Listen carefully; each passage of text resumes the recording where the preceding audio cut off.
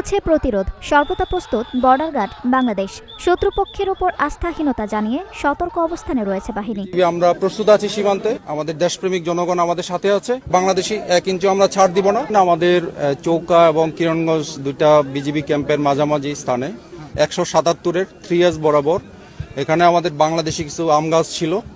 তো ভারতের নাগরিকরা আমাদের এই বাংলাদেশি আম গাছ কাটাকে নিয়ে একটা ভারতীয় নাগরিক এবং বাংলাদেশের নাগরিকের মধ্যে একটা উত্তেজনার পরিস্থিতি সৃষ্টি হয়।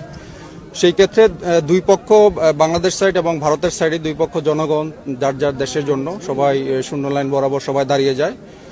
তো এই ব্যাপারে আমরা বিজিবি সাথে সাথে আমাদের বিজিবির জনবল বৃদ্ধি করেছি। আমরা অফিসাররা নিজেরাই গ্রাউন্ডে এসেছি।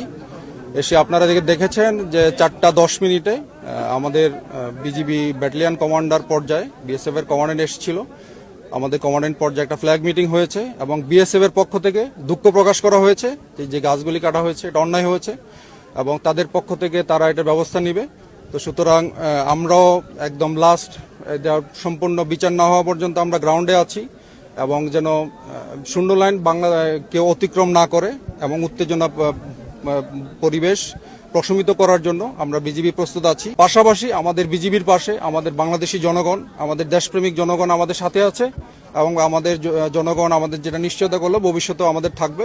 সুতরাং আপনাদের মাধ্যমে আমি রিকোয়েস্ট করতে চাই, বর্তমানে শূন্য লাইন বরাবর আমাদের জনগণকে দূরে সরে আসার জন্য বিজিবি আমরা দিনরাত প্রস্তুত আছি। আমরা ইনশাল্লাহ যে কোনো পরিস্থিতি আমাদের বিজিবির কন্ট্রোলে আছে। তবে আমরা এটা বিভিন্ন মব কন্ট্রোল করার জন্য ওরা সাউন্ড গ্রেনেড নিক্ষেপ করেছে, যেটা ওরা ইন্টারন্যাশনাল আইন যেটা আছে এটা ভঙ্গ করেছে। তো এই ব্যাপারে আমি আমার মহাপরিচালককে বিস্তারিত ঘটনা বর্ণনা করেছি এবং আমি আশা করি আমাদের বিজিবির হেডকোয়ার্টার এবং বিএসএফ হেডকোয়ার্টারের উচ্চ পর্যায়ে তারা একটা আলোচনা করবেন। তবে আমি এই এলাকায় এটুকু নিশ্চয়তা করতে চাই, বাংলাদেশের জনগণ এবং বিজিবি আমরা প্রস্তুত আছি সীমান্তে। আমাদের বাংলাদেশি 1 ইঞ্চি আমরা ছাড় দিব না।